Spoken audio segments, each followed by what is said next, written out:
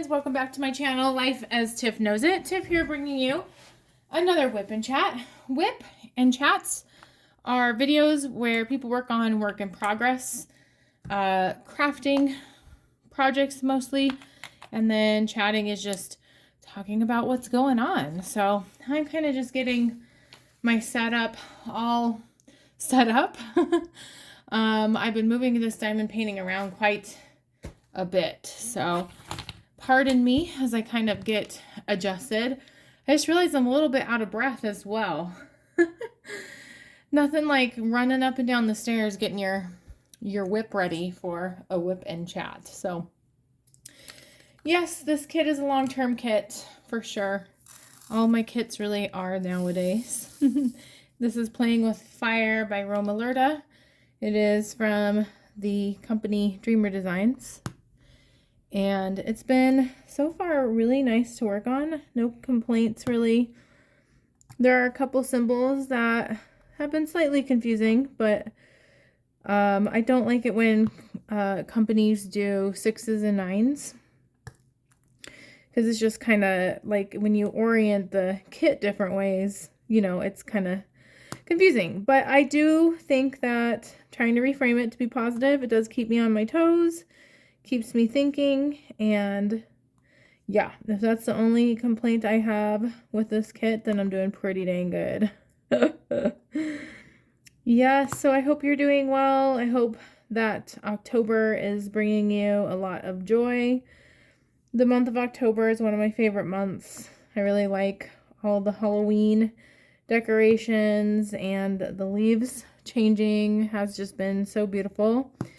The leaves have really kind of popped this week in Colorado.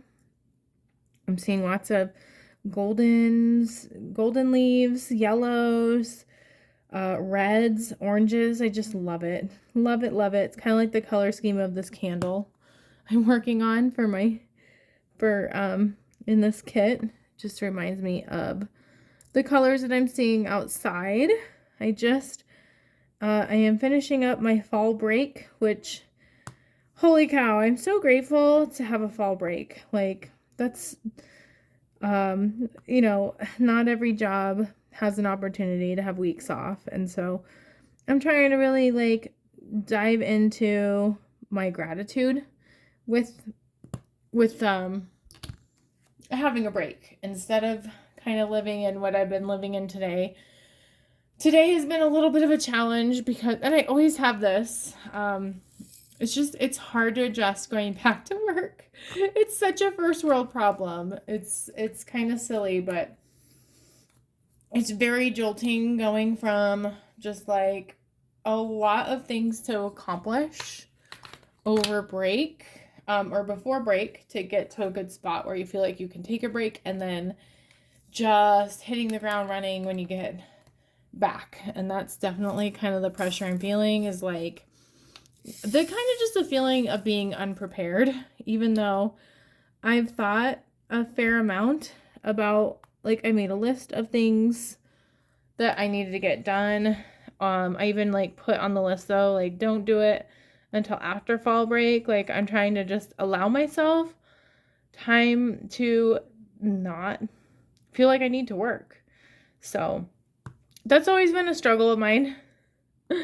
And sometimes it's just really hard to know where to start after you've been relaxing so long. So it's all going to be fine. It all works out in the long run. I will just kind of be happy to get back into the swing of things.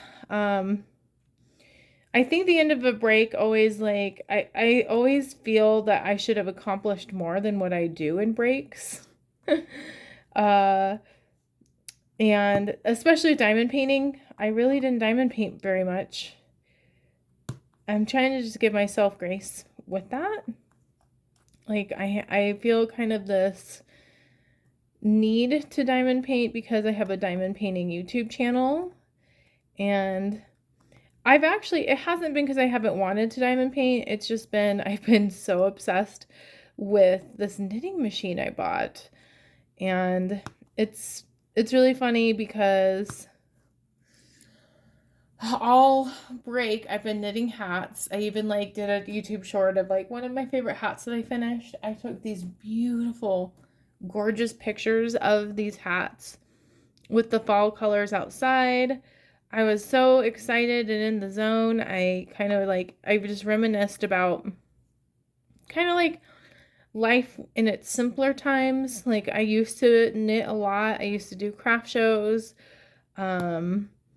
And I used to have like a prominent Etsy shop. And I kind of felt like this excitement that like, hey, I could like get back into that because a knitting machine is going to allow me to make things in a faster amount of time, which is true.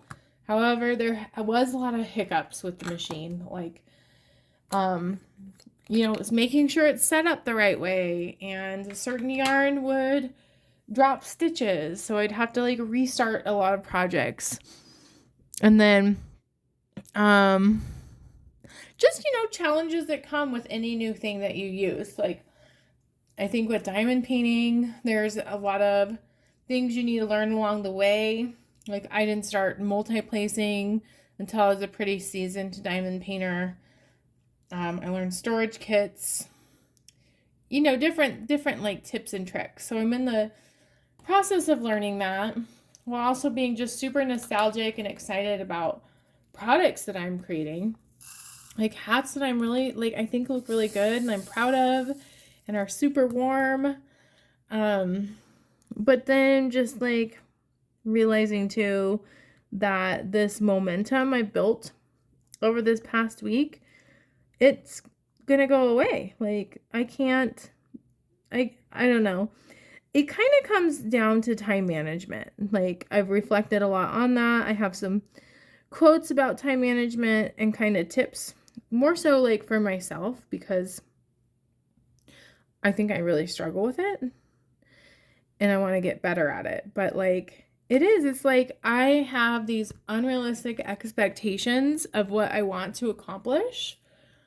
Like, for example, I signed up for this crafting event. Like, it wasn't really a sign up. It was just kind of like, I felt like getting more information about it. Like, I didn't commit to paying anything. Like, a lot of times with craft shows, you have to almost like submit an application and then they get back to you. And I was just like on this high pretty much of like knitting and thinking I'm going to do a craft show. This is going to be great. That I registered for this event and then thought, oh, they're going to be full anyway. Like it's not a done deal. And then they got back to me today without like a message or an email, but just like a thing that wanted my payment to be a vendor. And I was hoping I'd feel this like elated joy, but you know what I felt was this intense anxiety. Like, holy crap, I haven't actually been in the knitting game for years. I was thinking of all of the insecure thoughts that I've had in the past when I've done craft shows, because I remember for one of the biggest craft shows I did, and I haven't done that many, I've probably done like 4. There was this lady that crocheted all these things and everybody was buying things from her, like pot holders, all these things, and like just kind of this like comparison game at that time. And at that time, I mean, I was knitting like crazy. I was using looms. I never knit with needles. I knit with looms. So I don't know. All of those like not so great thoughts popped back into my mind and have just been swirling in my mind all day as I've been thinking about all the things I didn't get done for work. And it builds up. It builds up when it's just very jolting, and there's kind of a curse to breaks because you have a week of time to fill your time in any way you want, but that whatever you fill your time with, it has to end at a certain date and you have to go back to real life. And that's like with anything, like It sounds silly saying it out loud because, again, I'm so grateful to have these breaks, Um, but it's very jolting. Jolting is a good word to use, and I'll get back into the groove and kind of let go kind of these daydreams of knitting and selling hats. And I've been trying to be very reflective of like what is so appealing to me about making things and selling them. And like, I guess like I am a person that like I make things to show people that I care. Like I like to be able to channel my energy towards an outcome that's very like concrete. Like you knit a certain number of rows, you diamond paint, you put the gems where the symbols are, like very concrete things to express myself, because sometimes it's just like not as easy, or I don't enjoy it more. Like, I don't know. I live in a world of convolutedness a lot. Just like helping people with feelings as a mental health provider. And so I don't know, it's therapeutic and purposeful, meaningful for me to craft. So I too like don't want my excitement of knitting to take away from diamond painting. And it bothers me. Like it's so funny. Like I'm saying this out loud, and it's I don't know. I'm very protective of my time, and I guess when I have all this time to fill and I find such a joy in something, my heart just hurts when I realize that like I'm not going to have that time to do it anymore. So, I'm kind of wrestling with those thoughts of just, back to reality. And I don't know, maybe I'll change my mind. Like I haven't said no to that craft show. Like I would have like close to 4 weeks to prepare for it, but again, it's just hard because I've also been on a break with my daughter nonstop, and she wants my attention and she deserves my attention. I'm trying to find that balance with my time again, of like how much time do I spend playing with her versus getting stuff done that I like to do versus what I need to do. It's very hard for me to navigate that. I don't know if there's any other moms or parents. Doesn't necessarily need to be a parent thing either, but like that struggle with managing time or knowing how to utilize time and how to prioritize. Like, I think that's what I think happens. I just had this epiphany that my priorities, maybe it's not that I can't prioritize my time, it's just that like during a break, my priorities completely change. That's what it is. That's what it is. And I don't want my priorities to change back. That's so silly to say. But overall, like, I'll recap the break. It was really a good break. It was really nice. I did a small video that was released this past Friday, capturing the beginning part where we went to the North Pole, which is an amusement park in the Springs. That place has so many hills. Like, I felt like I was walking in San Francisco, ups and downs, like craziness hill-wise. And it was fun. I think, at first I was really upset, and I mentioned this at the end of the other video, because I thought that we'd have to pay extra to get on certain rides, and I thought, well, that's kind of a ripoff because the ticket price was like $30 a person, which I thought was a little steep. But it was really fun. It was really fun. And then Embassy Suites, that's like my favorite hotel to stay at. Like, I've decided, because you get free, they have a cocktail hour and they have appetizers. So you get, like, essentially, you can totally kind of make it a meal. Like, if you have a lighter meal and then you get 2 free drinks a night. And then they have this amazing breakfast buffet where they have like a make your own omelet station. They have pancakes. This has been a break where I have indulged in a lot of delicious foods. And my body is like, I can tell. I feel sluggish. And there's kind of this trap that happens, I know for me anyway, is once I start going down this rabbit hole of eating a lot of food, I don't want to move my body as much because I'm full, or like, what's the point of working out? And when I don't move my body as much, my mood is not great. It's like, or I feel self-conscious. So that's been happening a lot, but the food was well worth it. Like, it was so fun.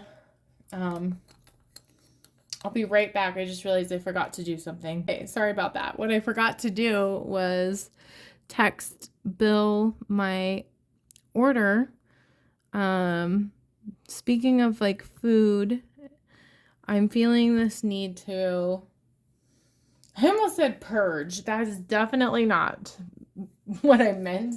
I guess I just want, all I want right now is a smoothie for dinner. Like, that's all I don't want to eat any food. I want to, what am I trying to think of? Cleanse. I like want a body cleanse where I'm not getting rid of food, obviously. I'm not throwing up, but I just don't want any more currently.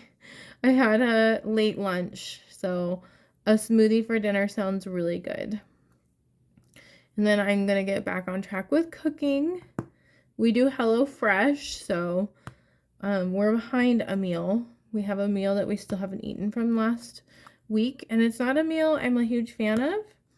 So Bill's going to eat most of it, and then I'll just save some of the vegetables to give to my guinea pigs. Maybe I'll eat some of the vegetables.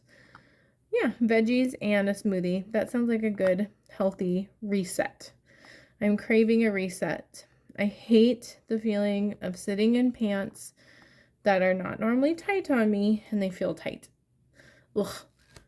It's just an ick feeling for me. I don't like it. Okay. So I'm almost done with this cute candle. It's so cute. So anyway, I was recapping the beginning of the break. I did get my oil changed in my car. Kind of some grown-up stuff. You know, lots of driving. I drove a lot, and that's okay. I'm glad to kind of have a break from driving. I haven't driven the last couple of days. When we got back from so we went to North Pole, and then we went to the Great Wolf Lodge, which that was super fun. That's an indoor theme park, water park, if you're not aware. It is definitely kid-oriented, and it was fun. It was fun around Halloween time, so I'm really glad we did that. And I think, I think the thing too with breaks is, unless you have a spouse that works in the education system too, it's hard to, I don't know, plan vacations with people who work. I have all this availability for a random week in October, and that doesn't mean that other people do. And so I guess it is a lot to ask. Oh, did I miss all those? I did. For people to take off of work unless you plan it super far in advance, which I'm going to do that next year. I'm going to make Bill go to Great Wolf Lodge with me at some point. But yeah, it feels sometimes like I'm in an alternate universe, for a week. I think differently. My priorities are different. I get very creative and whimsical. So, anyway, after that, I just spent a couple days kind of recovering. That candy cane slide at the North Pole had so many stairs, and my legs were so sore. So, yeah, we didn't do very much. Denise and I hung around the house. She probably got more screen time than she should have, but I'm okay with it. I knitted all these hats, and did some chores. Not too many. The beginning of the break, I was really good, and I got a lot done. But, when you have a 4-year-old, it kind of resets to that messy nature. One of my really good friends' birthdays was yesterday, and that was kind of a funny story. So her husband texted me wanting us to surprise her. We were planning on just going to a Mexican food restaurant, getting some margaritas, and, just celebrating her birthday, kind of low key. And he really wanted her to go to an escape room. And I should have asked for more details. I didn't. Like, I figured it was kind of all planned out. And of course, I almost give it away because the timing of the babysitter just didn't make sense. Like, so he was keeping it a complete surprise, or trying to, and had kind of like implied like, oh, you're gonna have to go eat dinner at this time to be in time for the escape room. And then when I got there, my friend was like, well, we're gonna go to dinner later. And I'm like, are you sure? We should go earlier. And right away, that was super suspicious to her. She's like, why? Like, the babysitter's not coming until this time. And I thought that the babysitter's coming early. It was really kind of funny. She guessed what it was. She guessed the escape room. And so I'm really kind of glad she did, because if she would have had like a bunch of margaritas, you have to be in a certain frame of mind to do an escape room, especially to do it well. So if you're hammered on margaritas, that's not gonna help. So anyway, the escape room, it left a lot to be desired. I'll just say that. It was a Jurassic Park themed escape room, and the attendant, who, I don't know if you've ever been to an escape room before, but if you haven't, you get a certain amount of time, and you're tasked with a very certain task that's a lot of times themed to what the room is. Like ours was, like I said, Jurassic Park, and you have to solve these puzzles, and it's very strategic in a certain amount of time. And you can, for this particular escape room, you could ask for infinite clues, like, and we had a walkie-talkie to communicate to the employee when we wanted a clue. And from the get-go, I was just kind of confused. I haven't done escape rooms for quite some time, so I just kind of chalked it up to like, oh, I just haven't done this for a while. But her directions were not really clear. She didn't say when the time started.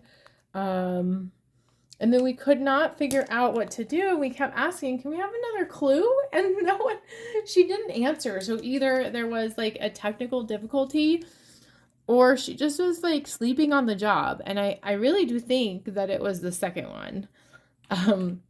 She's talking about like she'd tell us when we could use a tranquilizer gun, like a fake one, obviously.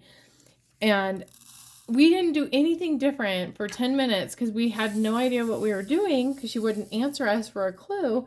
And then she randomly said, oh, you can use it now. And then opened up this room. So it was really clear like she was not paying attention to like when we had completed certain tasks, or it was broke. I'm not sure which one. Like the mechanism, like that we had actually done it right and it didn't open the door, but she wasn't paying attention to let us know that. Like, and then the clues that she gave, they didn't make any sense. Like, there's a lot of times in escape rooms, there's like a chronological order of getting tasks done that initiates something so you can do something else. Like, you find the code to open a lockbox, and inside the lockbox is the next thing you need to do the next task, you know? It's very chronological. And she kept giving us clues out of order. It was so bizarre. So I think at least at the end of the night, we were all bonding over that experience being frustrating. And it was like a uniting thing. So yes, there's that. It was still a fun night. I hope my friend had fun. I think it was really funny. Her husband really thought she would love this escape room, and I don't know how that conversation went when he got home, because he was actually hanging out at our house with my husband, because they had planned playing a game. They play Pathfinder. So, which is a form of Dungeons and Dragons. Okay, it is quite likely that the lighting is different now because I had to stop filming. My phone was overheating, number one, and number two, the battery is about to die. So it's a couple hours later. I feel a little bit better. I did some work that I needed to get done for my job. And even though I don't like working on weekends, it did kind of alleviate some stress to know that I know what's happening in the upcoming week. I have kind of a game plan of what to do. Yes, it's all going to be fine. It's all fine. Everything's awesome.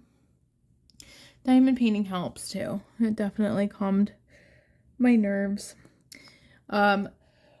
Let's see. So what else happened this week? Was I going to talk about? Oh, I did get a massage as well. That was nice. I will say, there is always this awkward part of massages where you switch from being on your stomach to your back. And I don't know what happened to the blanket, but the blanket came slightly off, and I'm pretty sure that the massage therapist saw my nipple. It's not a big deal. I'm sure it happens all the time, but I thought that was kind of funny and noteworthy for sure, of awkward moments. So yes, so that's where I'm at right now. I'm so thankful for many things. I thought that because I've been talking a bit about time management, I saw these time management tips online, and I thought anytime I'm trying to gain knowledge, I like to just share it with others. So these are just like 12 tips for time management. Number 1, determine what is urgent, what needs to be done in a timely manner. Number 2, don't overcommit. I am notorious for overcommitting. Number 3, allow time for the unexpected. Yes, absolutely. Or downtime, right? And then if you need to use that downtime, that's time you can use for unexpected stuff. Number 5, handle things all at once. I like that idea of just trying to get one thing done and handling it all instead of avoiding it. Number 6, create realistic deadlines. I like that idea. 2, of holding myself accountable for something I want to accomplish and getting it done by a certain time, instead of then always procrastinating, and having a plan of how to achieve those deadlines. That's always helpful. Number 7, set goals for yourself and your time. I think goal setting is super important. Number 8, develop routines. This is a great time to develop a new routine. I'm going back from my break. Maybe getting up a little bit earlier to get some things accomplished. Or maybe not. Maybe prioritizing sleep. Number 9, focus on one thing at a time, which I've already kind of touched on. They kind of all are related. Makes sense in my mind anyway. It's really easy to get distracted and to try to do all kinds of things at once. Number 10, eliminate or minimize distractions. I have noticed that I, as most people do, work so much better when there's not anything going on in the background like a TV or noises. And I focus best if I do have music going, that there's no words in the music. So that's helpful. Number 11, outsource tasks or delegate. It's hard for me to delegate things, but it's important. That's a good reminder. You don't have to do everything yourself. I'm telling myself that. And then the last tip is leave time for fun and play. That's super important for sure. And to not feel bad about it because you have scheduled time for fun and play. So anyway, I think I'm going to leave you with a quote about time management. And that is, the key to time management is to see value in every moment. And I think that that's a very good reminder too, that time, it's important, but the most important part is that you're appreciating and enjoying the time that you have, because you never know how much time you have and how much time you don't. And if you're spending it worrying about the things you didn't get done, I think that's a waste of time. So I'm reminding myself of that currently, that I need to give myself grace, and hopefully you're giving yourself grace. I wish you the best on your diamond painting adventures, and I will see you in another video.